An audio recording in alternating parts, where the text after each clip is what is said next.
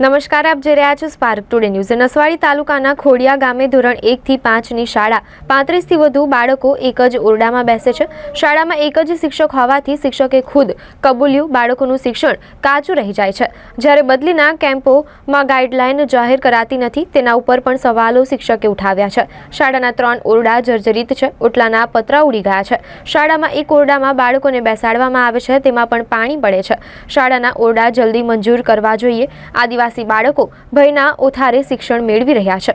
ધોરણ 1 થી 5 ની શાળામાં 2 નું મહેકમ છે। 2 વર્ષથી એક જ શિક્ષક શાળામાં ફરજ બજાવે છે, તેનાથી આદિવાસી બાળકોનું શિક્ષણ બગડી રહ્યું છે। જે રાજ્ય સરકાર આદિવાસી જિલ્લાઓમાં વર્ષોથી શિક્ષકોની નિમણૂક ના કરીને આદિવાસી બાળકોને શિક્ષણથી વંચિત રાખવાનો અભિગમ હોય તેવું લાગી રહ્યું છે। સરકાર આદિવાસીઓની ચિંતા કરતી હોવાથી વાતો કરે છે, પરંતુ આદિવાસી વિસ્તારમાં શિક્ષણની સ્થિતિ દયનીય છે। શિક્ષકોની ઘટના કારણે બાળકો અભ્યાસમાં કાચા રહી જાય છે, તેની જવાબદારી કોની? આદિવાસી વિસ્તારમાં વિકાસની વાતો કરતી સરકાર શાળાના ઓરડા સમયસર ના બનાવ્યા અને આજે નાના ભૂલકાઓ હેરાન પરેશાન થઈ રહ્યા છે। વિકાસની ગુલબાંગો પોકારતી સરકારના અધિકારીઓ છોટાઉદેપુર જિલ્લામાં આવીને શાળાઓની સ્થિતિ જોવે તો સાચી હકીકતો બહાર આવે તેમ છે। મારી શાળા બાલવાટિકાથી ધોરણ 5 સુધીની છે અને એમાં લગભગ 45 જેટલી સંખ્યા છે।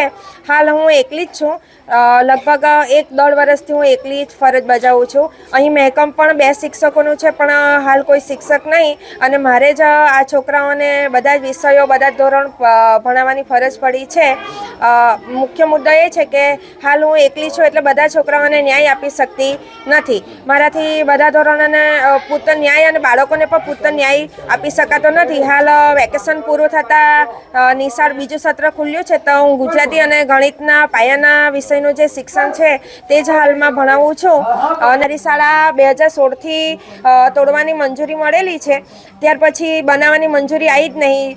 જિલ્લામાં અને TRP સાહેબને પૂછતા એવું જ જણાવે છે કે બેન તમારે ટેન્ડર કોઈ ભરતું નહીં ને એવું કહે છે। તો હવે ટેન્ડર ના ભરે ત્યાં સુધી શાળા વગર તો બેસી ના રહેવાય ને। ચોમાસામાં પણ ખાસી તકલીફો પડે છે, પાણીઓ ગળે છે, બાળકો એ જ બીજો કોઈ વિકલ્પ નહીં હોતા, એ જ શાળામાં ભણવા માટે મજબૂર બન્યા છે। બિપરજોય વાવાઝોડામાં પણ ઘણા બધા પતરાને બધું ઉડી ગયું છે, પણ સરકાર ધ્યાન આપતું નહીં અને મારે આ જ શાળામાં બાળકોને ભણાવવાની મજબૂરી હોય તો હું એ જ શાળામાં ભણાવું છું। બાજુનો ઓરડો છે એમાં પણ પાણીના કારણે બારણું એ થઈ ગયું છે। હવે એમ કહે છે કે બેન 1.5 મહિનામાં તોડવાની મંજૂરી બનશે, તો મારે નવું લખાવવું કે શું કરવું એ ખબર પડતી ને।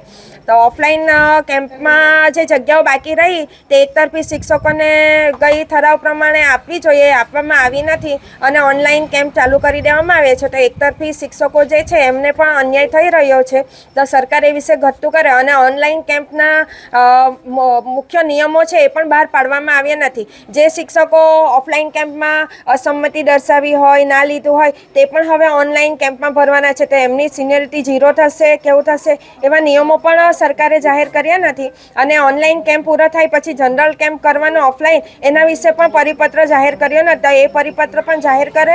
અને ખોડિયા ગામની શાળા છે।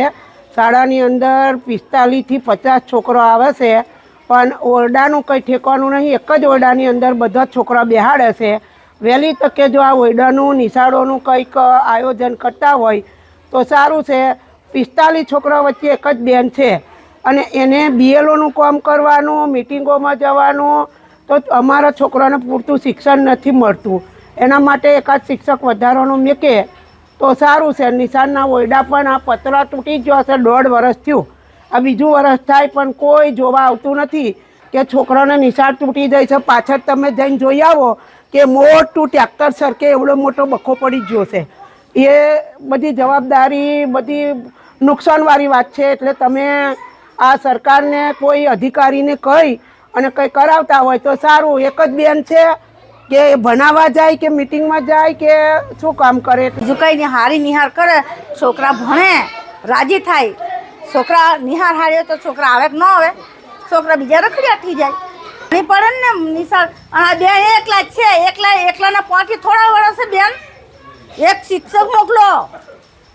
દારસે બેન જોયો જ નહીં, કેવો છે તે નહીં જોયો। અહીંયા ગામે આવ્યો તાલુકાની અંદર અમારા ઘર જર્જરિત ઓરડા 76 જેવા છે અને એ 76 ઓરડાની ફાઇલો આવી ગયેલી છે અને એ ફાઇલો આપણે પ્રમાણપત્રો લઈ લીધેલા છે અને એ મંજૂરી માટે પ્રોસેસમાં મોકલેલા છે.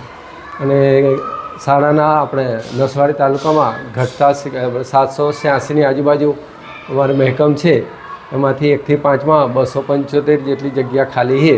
અને ભાષા, ગણિત, વિજ્ઞાન અને સામાજિકની અંદર 59 જેટલી જગ્યા, આમ કુલ 334 જેટલા શિક્ષકોની ઘટ નસવાડી તાલુકામાં છે. શિક્ષકોની ઘટને લીધે બાળકોના શિક્ષણ ઉપર અસર તો થવાની છે. અમે મહેકમની માહિતી તમામ જિલ્લા પંચાયતની અંદર અમે મોકલી આપેલી છે અને ભરતી અને આ જે જિલ્લા પંચાયતનો જે હમણાં જિલ્લાનો જે કેમ્પ છે એની અંદર એ માહિતી અમે આપેલી છે. 120 જેટલી શાળાઓ બધી ટોટલ છે, એમાં એક શિક્ષકવાળી શાળા છે. એટલે જ્યારે કામગીરી મૂકવાનો અને પ્રશ્ન આવે છે ત્યારે બીજેથી વ્યવસ્થા કરવાની બહુ તકલીફ પડે. સંયુક્ત પાઠ યોજના જે હોય છે એને અંતર્ગત એમને ન્યાય આપવાનો તો પ્રયત્ન કરે છે, પણ એક શિક્ષકના લીધે થોડી તકલીફ તો રહેવાની. અમે એ તમામ માહિતી જિલ્લા પંચાયતમાં જિલ્લા કક્ષાએ પહોંચાડેલી છે અને આ જે નવી ભરતીની પ્રક્રિયા છે એમાં એ જગ્યાઓ અમે મૂકેલી. તડવી જસવંતસિંહ વારાણસી તડવી, TPO નસવાડી.